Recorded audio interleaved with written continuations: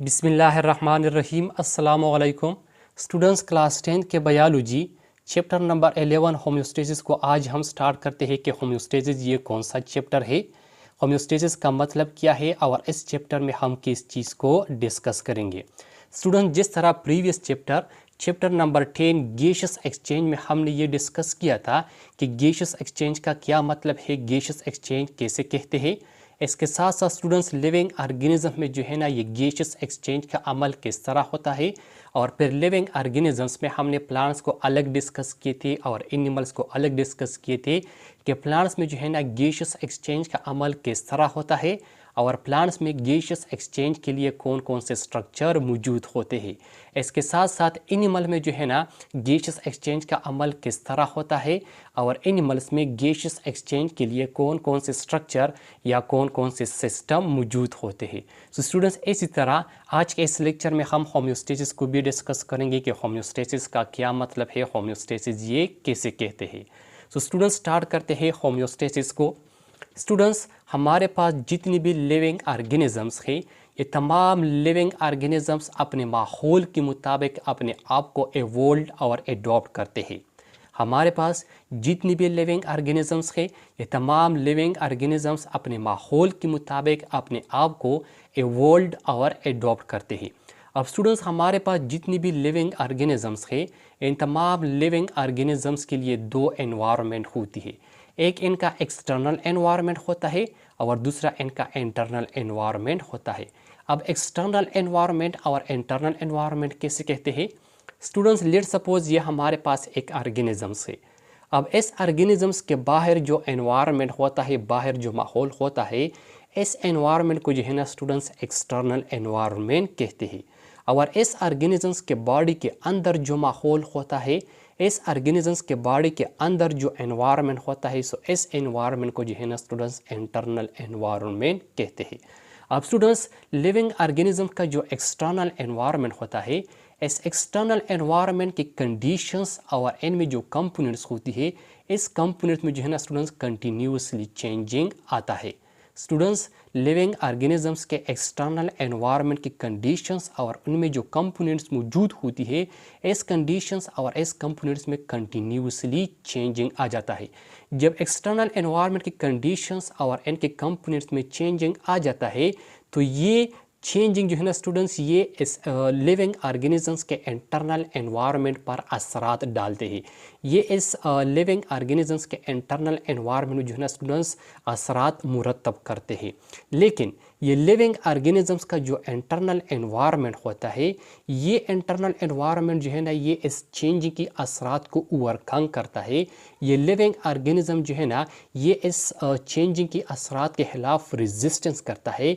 ये इनकी इस असरात के खिलाफ जो है ना मुज़ाहमत करता है और अपने इंटरनल एनवायरनमेंट में जो है ना स्टूडेंट्स ये एडजस्टमेंट बनाता है और अपने इंटरनल एनवायरनमेंट को ये जो है ना मेंटेन रखता है। सो स्टूडेंट्स, जब लिविंग ऑर्गेनिजम्स अपने इंटरनल एनवायरनमेंट को कांस्टेंट स्टेट में मेंटेन रख सके, सो इस प्रोसेस को जो है ना या लिविंग ऑर्गेनिज्म में इस एबिलिटी को जो है ना स्टूडेंट्स होम्योस्टेसिस कहते हैं। सो स्टूडेंट, जब लिविंग ऑर्गेनिजम्स अपने इंटरनल एनवायरनमेंट को कांस्टेंट स्टेट में मेंटेन रख सके, बरकरार रख सके, सो लिविंग ऑर्गेनिज्म में इस एबिलिटी को जो है ना स्टूडेंट्स होम्योस्टेसिस कहते हैं। अब स्टूडेंट्स, होम्योस्टेसिस को स्टार्ट करते हैं कि होम्योस्टेसिस के मानी और इनका डिफिनीशंस क्या है। तो स्टूडेंट्स, होम्योस्टेसिस की मीनिंग है, ये जो लफ्ज़ होम्योस्टेसिस है ये दो अल्फाज से बना है। ये लफ्ज़ होम्योस्टेसिस ये जो है ना दो अल्फाज का मजमूआ है। इनमें पहला लफ्ज़ है होम्यो, होम्यो के मानी है सेम, और दूसरा लफ्ज़ है स्टेसिस, स्टेसिस के मानी है स्टैंडिंग। स्टूडेंट्स, सेम जो है ना ये बराबर को कहते हैं और स्टैंडिंग जो है ना ये बरकरार रखने को कहते हैं। अब स्टूडेंट्स, होम्योस्टेसिस का डिफिनीशन है the ability of an organism to maintain its internal environment constant is called homeostasis। Students, एक ऑर्गेनिजम्स में वो एबिलिटी जिसके ज़रिए ऑर्गेनिजम्स अपने इंटरनल एनवायरनमेंट को ہمیشہ کے لیے مینٹین رکھ سکے، برقرار رکھ سکے. سو لیونگ آرگینزم میں اس ایبلٹی کو جو ہے نا اسٹوڈنٹس ہومیوسٹیسس کہتے ہیں.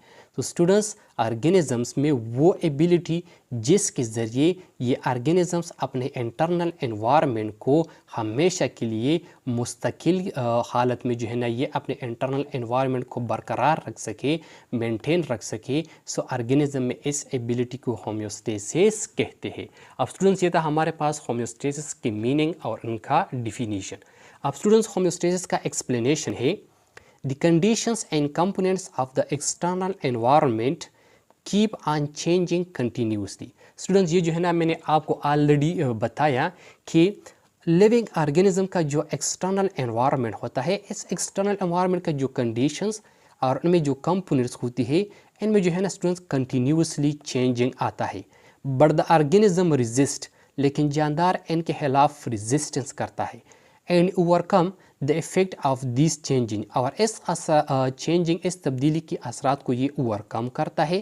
they make adjustment in the internal environment، یہ اپنے انٹرنل انوائرمنٹ میں ایڈجسٹمنٹ بناتا ہے، یہ اپنے انٹرنل انوائرمنٹ کو مینٹین رکھتا ہے. اس کے ساتھ ساتھ اسٹوڈنٹس لیونگ آرگینزم کا جو انٹرنل انوائرمنٹ ہوتا ہے، اس انٹرنل انوائرمنٹ میں جو موسٹ امپورٹنٹ کمپوننٹس ہوتی ہے وہ 3 ہوتی ہے. ایک واٹر ہوتا ہے، دوسرا سولوڈس ہوتا ہے، اور تیسرا جو ہے نا یہ ٹیمپریچر ہوتا ہے. So students the most important components of internal environment which are readily affected by fluctuations in external environment are water, solids and temperature. Students, water, solid اور temperature یہ internal environment کے وہ most important components ہیں جو کہ اگر external environment میں ذرا سی بھی تبدیلی آ جائے تو یہ تبدیلی جو ہے نا فوراً ان تینوں پر اثرات مرتب کرتے ہیں، ان تینوں کو جو ہے نا افیکٹڈ کرتے ہیں. یعنی اگر ایکسٹرنل انوائرمنٹ میں ذرا سی بھی تبدیلی آ جائے تو اس تبدیلی کی وجہ سے فوراً جو ہے نا واٹر، سولوڈس اور ٹیمپریچر یہ افیکٹڈ ہو جاتے ہیں، ان پر اثرات مرتب ہوتے ہیں. اب اسٹوڈنٹس یہ جو ہے نا واٹر، سولوڈ اور ٹیمپریچر یہ لیونگ آرگینزمس کے انٹرنل انوائرمنٹ کے موسٹ امپورٹنٹ کمپوننٹس ہیں. سو ان کو مینٹین رکھنا، ان کو برقرار رکھنا بھی انتہائی ضروری ہوتا ہے. اب اسٹوڈنٹس اس واٹر، سولوڈ اور ٹیمپریچر کو جو ہے نا یہ 3 طریقوں سے مینٹین رکھا جاتا ہے.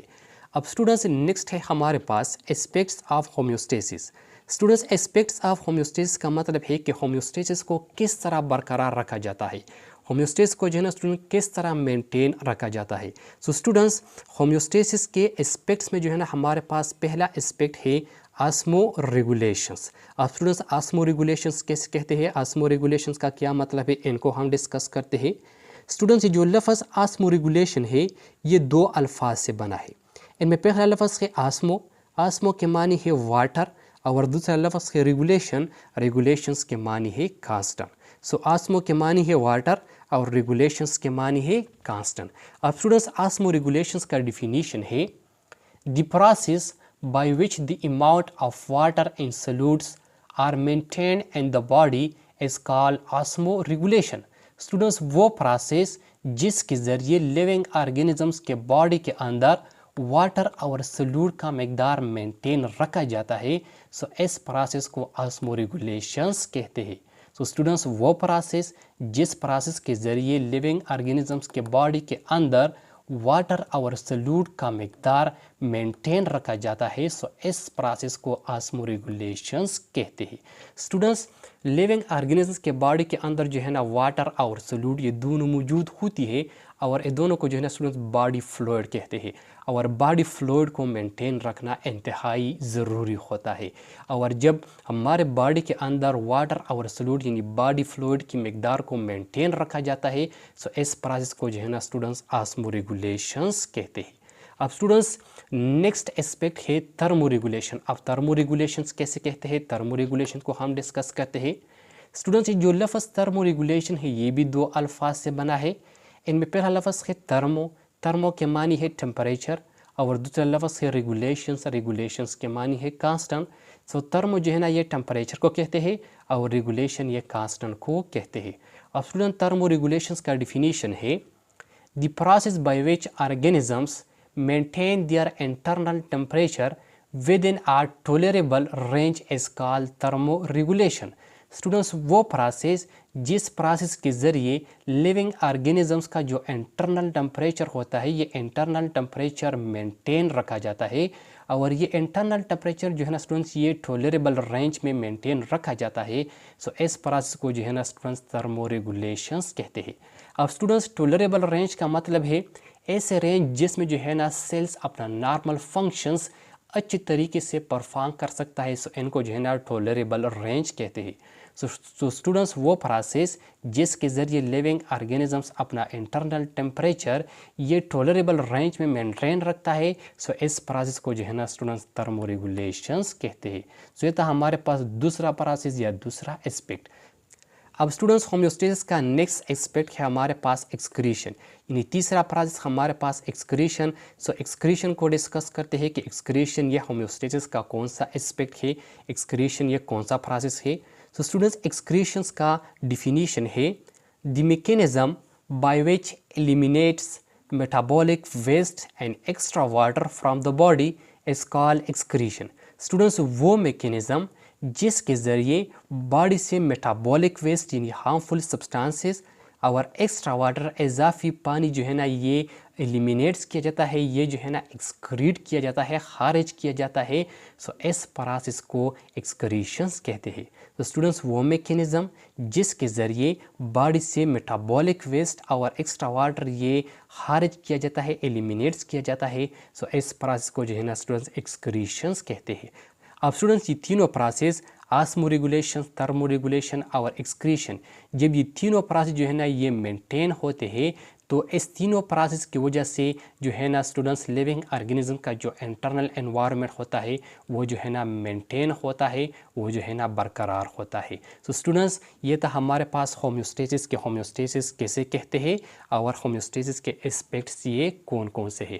سو اسٹوڈنٹس انشاءاللہ نیکسٹ لیکچر میں ملاقات ہوگی، اور نیکسٹ لیکچر میں جو ہے نا اسٹوڈنٹس ہم آسمو ریگولیشنز، تھرمو ریگولیشن اور ایکسکریشنز کو کمپلیٹ ڈیٹیل کے ساتھ ڈسکس کریں گے کہ پلانٹس میں آسمو ریگولیشن، تھرمو ریگولیشن اور ایکسکریشن کس طرح ہوتا ہے، اور اینیملس میں آسمو ریگولیشن، تھرمو ریگولیشن اور ایکسکریشن کس طرح ہوتا ہے. سو اسٹوڈنٹس آئی ہوپ آپ کو سمجھ آیا ہوگا. انشاءاللہ نیکسٹ لیکچر میں ملاقات ہوگی. تھینک یو، والسلام.